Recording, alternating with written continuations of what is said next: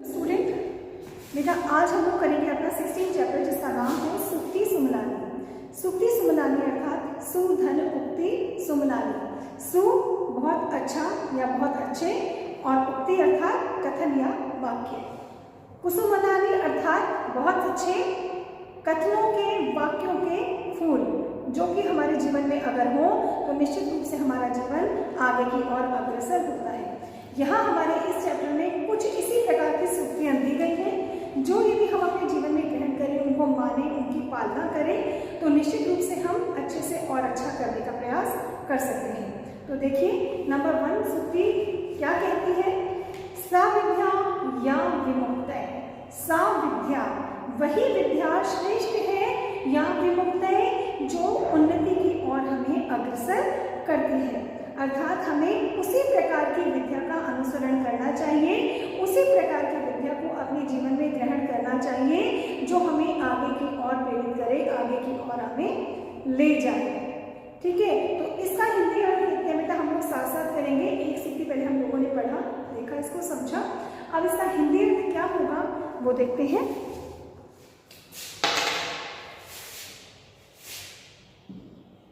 हिंदी अर्थ number 1 की सूक्ति क्या कहती है?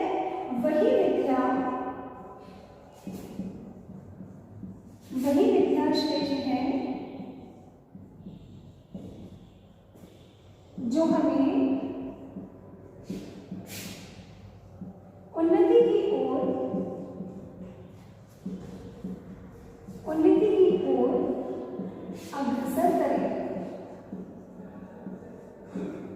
अग्रसर करेगा, आगे बढ़ाए। ठीक है बेटा, अब देखते हैं हमारी दूसरी सूक्ति क्या कहती है। यो वनस्पतिषु तस्मै देवाय नमः।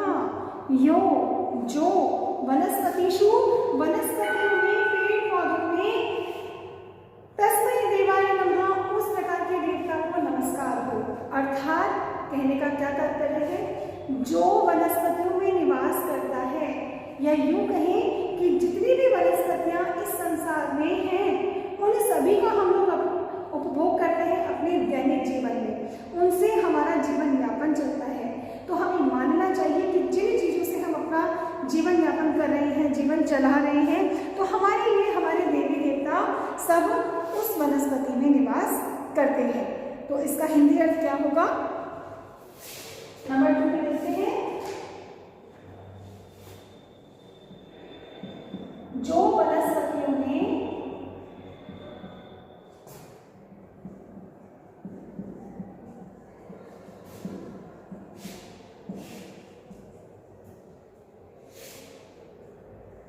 वही या उसी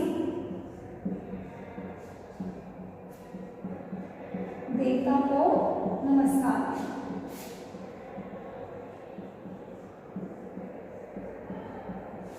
ये बेटा बहुत अच्छी बात होती है कि हम लोग अपने सभी भगवानों को नमस्कार करते हैं, उनकी वंदना करते हैं, अर्चना करते हैं, पूजा करते हैं।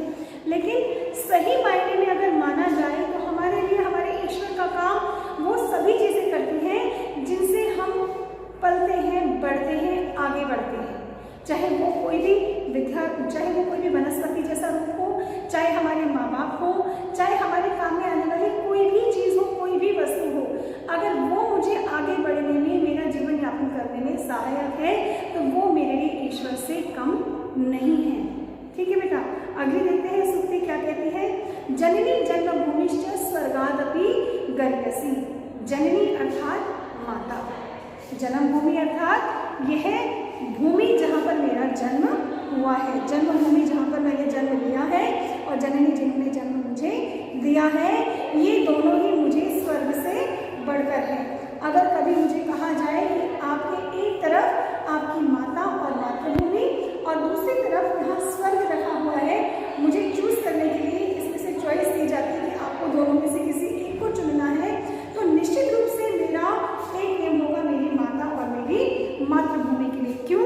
क्योंकि माता जिन्होंने मुझे जन्म दिया, ये सुंदर संसार देखने का मौका दिया, जिनकी वजह से मैं इस पृथ्वी पर हूँ, और जन्मभूमि, इस जन्मभूमि पर जहाँ पर वो मुझे लेकर आई, वो दोनों ही मुझे स्वर्ग से बढ़कर है। मैंने कभी स्वर्ग नहीं देखा, ना ही मुझे देखने की इच्छा है, क्योंकि मैं अपनी माँ को देख रही हूँ, मैं अपनी मातृभूमि को जानती हूँ, तो मेरे लिए वो दोनों ही स्वर्ग से बढ़कर है। तो देखते हैं इसका हिंदी अर्थ। नंबर 3 पे वन लाइन हिंदी बेटा। नंबर 3, जननी और जन्मभूमि, जननी और जन्मभूमि स्वर्ग से भी बढ़कर है।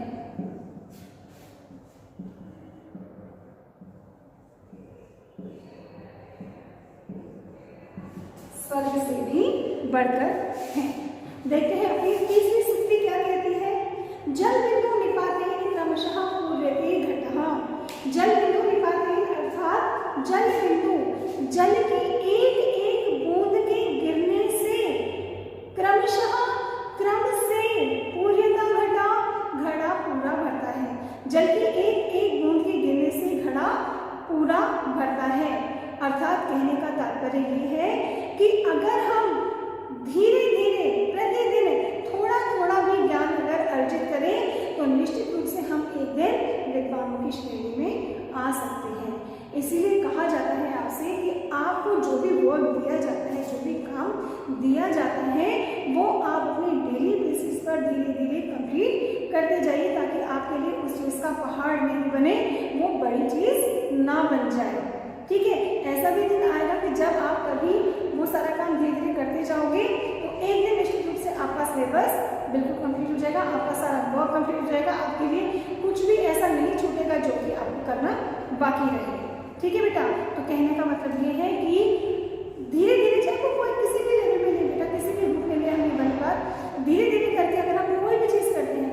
मैं आपको छोटा सा एग्जाम्पल देती हूँ। अगर यहाँ पर देखिए, मुझे मेरी पॉकेट मनी में से अगर 50 रुपीज़ मिलते हैं, 50 रुपये अगर मुझे मैं एक छोटा सा एग्जाम्पल एक बच्चे के लिए दे रही हूँ, अगर 50 रुपीज़ मुझे दिए जाते हैं और उसमें से अगर मैंने 40 रुपीज़ मेरी ज्योमेट्री के लिए, मेरी कॉपी के लिए, इंक के लिए, इन चीज़ों के लिए खर्च हो भी जाता है, या मुझे अगर कुछ खाना भी होता है कैंटीन से, अगर वो सब चीज़ों को निकालकर अगर मैं 40 रुपीज़ खर्च कर देता हूँ या कर देती हूँ, और मैं अगर 10 रुपीज़ उसमें से सेव करती हूँ, तो मुझे अपने मंथ में से, अगर मैं 12 मंथ में से अगर ये पैसा बचाऊँ तो 10 के हिसाब से भी मेरे पास यहाँ पर 10 × 12 120 रुपीज़ सेव होते हैं। मैंने बहुत छोटी सी रकम बताई है। आप सब लोग ये सोचेंगे कि मैम इतने थोड़े से पैसे थोड़े ना होते हैं पॉकेट मनी के, लेकिन बेटा बच्चों को पॉकेट मनी दी ही नहीं जाती। मैंने केवल यहाँ आपको एग्जाम्पल दिया कि अगर हमको इतना मिलता है और अगर हम इसमें से भी इतना सेव करें तो हमारे लिए वो एक बिग रकम, बहुत बड़ी रकम एक दिन बन सकती है। यहाँ केवल सेविंग से मतलब है कि अगर हम धीरे धीरे करके एक एक रुपया भी अगर हम डेली अपने मनी में डालें, मनी बॉक्स में डालें, तो एक दिन वो बॉक्स पूरा मनी से भर जाता है। ठीक है बेटा, चलिए अगला देखते हैं, इसका हिंदी अर्थ लिख लेते हैं पहले। नंबर 4 है जल की बूंद के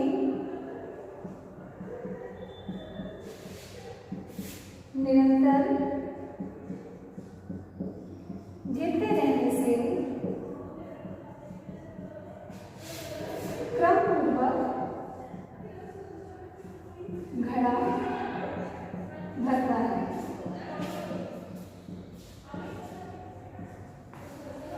ठीक है बेटा, अगला देखते हैं कि अगली सूक्ति हमारी क्या कहती है। उदार चरिता नाम तो वसुधैव कुटुंबकम। उदार चरिता नाम तो, उदार मतलब होता है सज्जन, चरिता नाम चरित्र वालों के लिए, अच्छे चरित्र वालों के लिए, तो वसुधैव कुटुंबकम, सारी ही पृथ्वी परिवार के समान होती है। अच्छे चरित्र वाले, अच्छे स्वभाव वाले जो लोग होते हैं वो ये नहीं सोचते कि ये इसका है, ये मेरा है, ये तेरा है, ये किसका है। इस तरह की कोई भी गणना उनके मन में नहीं आती है। उनके लिए तो चाहे अमीर हो, चाहे गरीब हो, चाहे छोटा हो, चाहे बड़ा हो, बुजुर्ग हो, जवान हो, कोई भी हो, उन सब के लिए तो, उन लोगों के लिए तो सारी ही पृथ्वी परिवार के रूप में कार्य करती है। जैसे हम लोग एक परिवार में मिलकर रहते हैं, हम वहाँ नहीं देखते कि अगर ये हमारी दादी हैं या हमारे दादा हैं, हमें सबकी बात माननी होती है, पापा मम्मी हैं, सबका रिस्पेक्ट हमको समान रूप से करना होता है। तो उसी प्रकार से जो अच्छे स्वभाव वाले लोग होते हैं सारी ही पृथ्वी को अपना परिवार मानकर चलते हैं। चलिए इसका हिंदी अर्थ लिख लेते हैं। नंबर 5 है उदार मतलब सज्जन या अच्छा।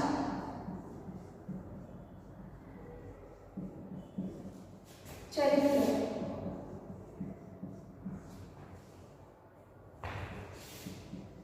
वालों के लिए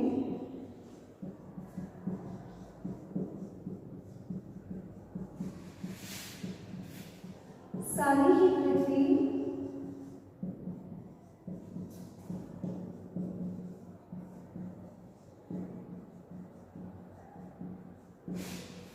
परिवार के समान होती है।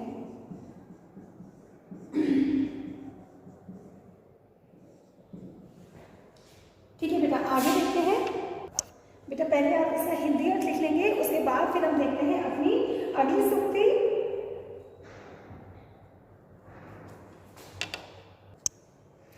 हमारी अगली सूक्ति क्या कहती है बेटा, ये देखते हैं। नंबर 6 में स तु भवति दरिद्रो यस्य तृष्णा विशाला।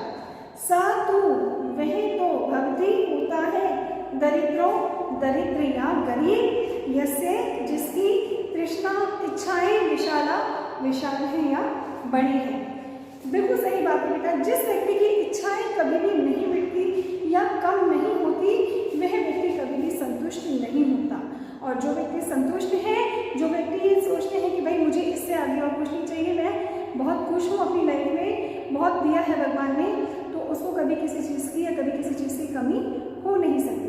लेकिन जो लोग ये सोचते हैं कि मुझे ये कम है, ये नहीं है, ये चाहिए, तो वो लोग कभी भी संतुष्ट नहीं हो सकते। यहाँ मैं आपको एक छोटा सा एग्जाम्पल दूंगी, एक छोटे से बच्चे का जो धीरे धीरे बड़ा भी होता है और उसकी इच्छाएं किस तरह से बढ़ती है। एक बच्चा जो डेली पैदल स्कूल जाता है, अपने फ्रेंड्स को देखकर इच्छा होती है कि काश मैं भी पैदल ना जाके साइकिल से जाऊँ। कुछ समय बाद उसके पास साइकिल आ जाती है।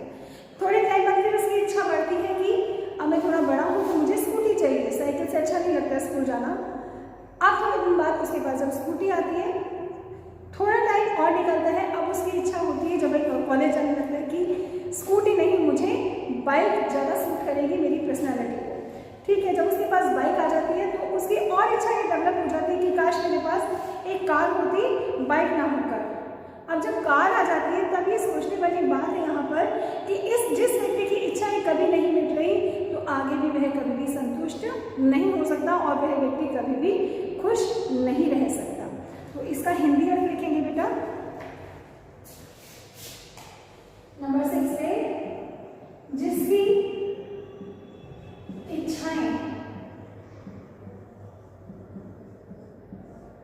इच्छाएं बहुत अधिक हैं, जिसकी इच्छाएं बहुत हैं वह तो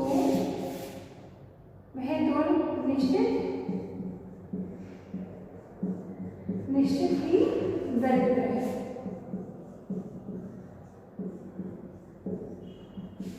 यह तो निश्चित ही दरिद्र है। ठीक है बेटा, अब देखते हैं हमारी 7वीं सूक्ति क्या संदेश दे रही है हमको। प्रारभ्य च उत्तम जना न परित्यजन्ति। प्रारभ्य किसी भी काम को शुरू कर देना, किसी भी काम को प्रारंभ कर देना। न त्यजन्ति नहीं त्यागते, परम उत्तम जना जो लोग उत्तम होते हैं। किसी भी काम को शुरू करने के बाद उत्तम लोग, अच्छे मन वाले लोग, सज्जन लोग कभी भी अधूरा नहीं छोड़ते और यही हमें भी करना चाहिए, भले हम अभी स्टूडेंट हैं या हम लोग टीचर्स हैं।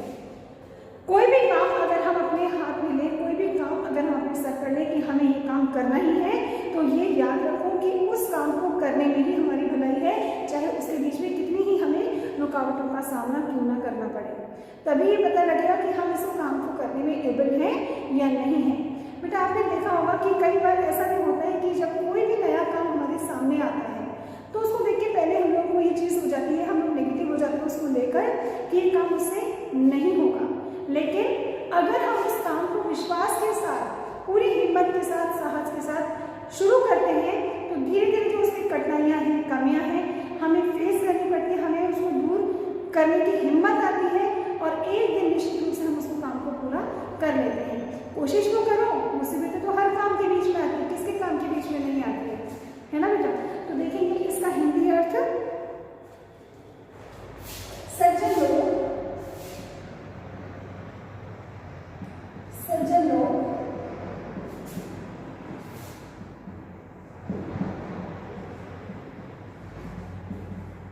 किसी भी कार्य को अधूरा नहीं छोड़ते।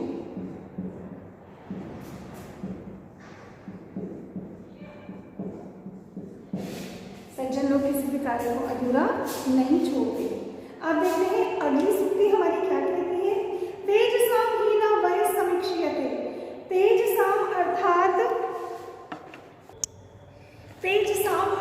बेटा तेजस्वी लोगों की वय न समीक्ष्यते, उम्र नहीं देखी जाती, क्योंकि तेजस्वी लोग जो होते हैं वो अपनी हर उम्र में कार्य को करने में केवल विश्वास रखते हैं कि हमें हमारी ये नहीं दिखता है कि हम अगर बुजुर्ग हैं या हम बच्चे हैं या हम करने में सक्षम नहीं हैं तो हम किस प्रकार से ये चीज़ें करेंगे।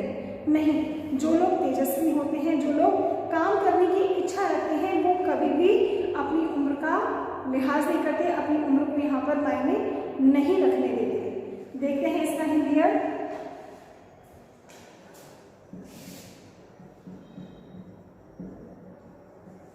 तेजस्वी लोगों की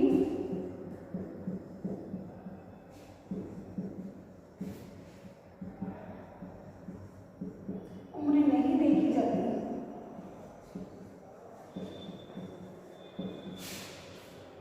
ठीक है बेटा, अगली सूक्ति देखते हैं क्या कहती है नंबर 9 पे।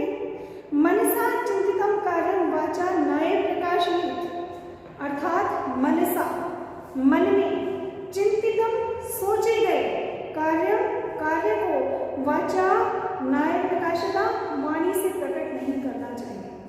कहने का मतलब ये है कि हमने जो काम अपने मन में सोच लिया है उसे हमें करने की अपने मन में ठान लेनी चाहिए कि ये कार्य तो मुझे करना ही करना है।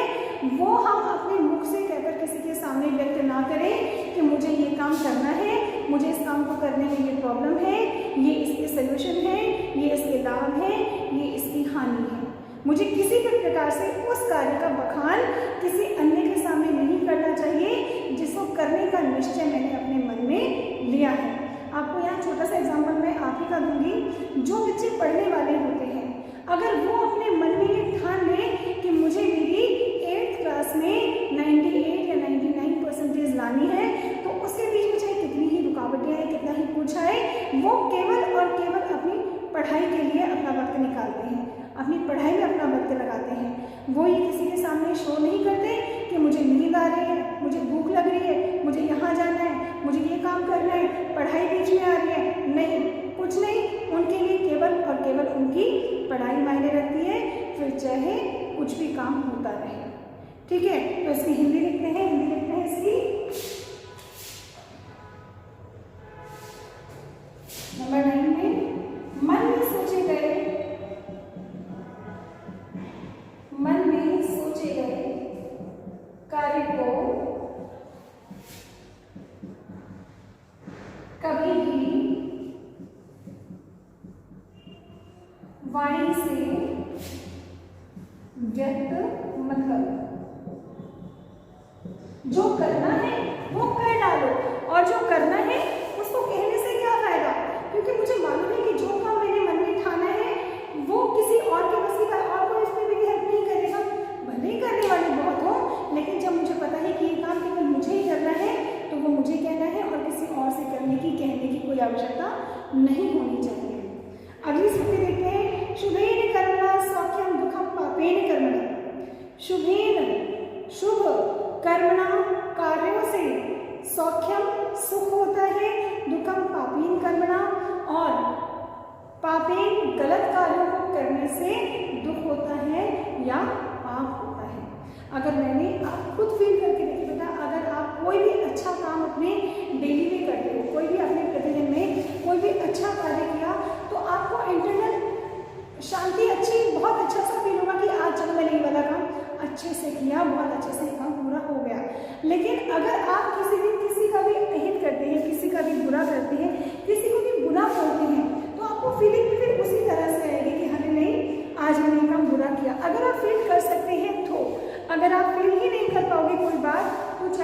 अच्छा काम करो चाहे आप बुरा काम करो, कोई भी मायने नहीं रखता, किसी के लिए भी मायने नहीं रखता। लेकिन बात जो है कि अच्छा काम करने से, शुभ काम करने से सुख मिलता है और गलत कामों को करने से पाप की वृद्धि होती है। इसकी हिंदी लेते हैं।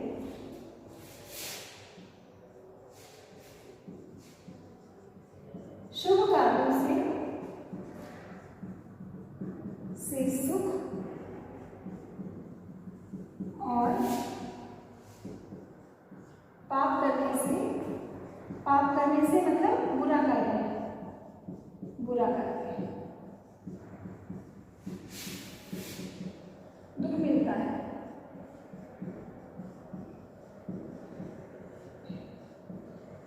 हम लोग बेटा एक कहावत भी कहते हैं ना कि जैसा हम किसी को देंगे हमको रिप्लाई में भी फिर वैसा ही मिलेगा। मैं अगर किसी से अच्छा बोलती हूँ, किसी से अच्छी तरह से बात करती हूँ, तो मेरी एक्सपेक्टेशंस होती है कि सामने वाला भी मुझसे इसी तरह से बात करे। लेकिन ये कोई निश्चित चीज़ नहीं है कि मुझसे उसी तरह से सामने वाले के द्वारा बात की जाए। लेकिन मेरी अगर इंटेंशन यही है, मेरा इंटेंशन अच्छा है किसी के लिए कि सभी लोग अच्छे से रहें, अच्छी तरह से बात करें, तो निश्चित रूप से सामने वाला बोले या नहीं बोले, मेरे लिए कहीं और वो चीज़ अच्छी हो रही होती है और इस प्रकृति के द्वारा वो कहीं ना कहीं मुझे रिप्लाई में मिलती है। ठीक है, आप ये देखिए, ये सोचकर देखो, नेगेटिव में लेकर देखते हैं इस चीज़ को कि अगर हम किसी से बुरा बोलते हैं तो क्या आप ये आशा रखते हो कि आपसे भी अच्छा बोला जाएगा? नहीं, यहाँ पे हम इस तरह की आशा बिल्कुल नहीं रख सकते, क्योंकि हम यहाँ पर बुरा बोल रहे हैं। अच्छा बोल रहे हैं तो रिप्लाई में ये ज़रूरी नहीं है कि सामने वाला मुझसे अच्छी प्रकार से बात करे, लेकिन अगर मैं बुरा बोल रही हूँ तो ये आशा मैं जरूर रख सकती हूँ कि निश्चित रूप से मुझे सामने वाले से अच्छा आंसर नहीं मिलेगा। ठीक है बेटा, अब देखते हैं अपनी अगली सूक्ति क्या कहती है। विद्या रत्नेन योहिना साहीन सर्ववस्तुषु, विद्या रत्नेन योहिना साहीना सर्ववस्तुषु, अर्थात विद्या रूपी रत्न से जो रहित है वह सभी प्रकार से सभी चीजों में रहित है। उसके पास कोई भी चीज कभी भी टिकी हुई नहीं रह सकती जो विद्या से रहित है, जो विद्या से युक्त नहीं है। इसलिए जरूरी है कि मैं अगर सभी चीजों को अर्जित करूं तो मैं पहले खुद को शिक्षित करूं, खुद को विद्या से युक्त करूं। ठीक है बेटा, तो देखते हैं इसकी हिंदी क्या होगी। अगला देखते हैं बेटा, जो विद्या से रहित है वह व्यक्ति सभी प्रकार से सभी कार्यों में सभी चीजों से रहित माना जाता है। इसकी हिंदी, विद्या से रहित व्यक्ति सभी प्रकार के साधनों से भी रहित होता है। अगला देखते हैं, उद्योगिनम पुरुषम सिंहम उपैति लक्ष्मी, अर्थात उद्योगिनम मेहनती व्यक्ति, जो व्यक्ति परिश्रमी है, जो व्यक्ति मेहनत कर सकता है, मेहनत करना जानता है, पुरुष सिंहम उपैति लक्ष्मी, वह व्यक्ति लक्ष्मी को प्राप्त करता है। वह सिंह के समान पुरुष जो कि परिश्रमी है, लक्ष्मी भी उसी व्यक्ति के पास जाती है, पैसा भी उसी व्यक्ति के पास टिक कर रहता है जो व्यक्ति दिन रात बिना थके, बिना किसी शिकायत के अपनी मेहनत को पूरा करता है। तो ये थी बेटा कुछ सूक्तियां आपके चैप्टर नंबर 16 की। इसे आप अच्छे से पढ़ेंगे, अपनी नोटबुक में लिखेंगे और जहाँ तक वो अपनी डेली लाइफ में भी इनको आगे आने का प्रयास करो कि आपकी डेली लाइफ में काम आ सके। अगली क्लास में हम लोग करेंगे इस चैप्टर की एक्सरसाइज। तब तक के लिए अपना सबका ध्यान रखिए, अपने मम्मी पापा की बात मानिए, उनकी हेल्प कीजिए। Thank you so much.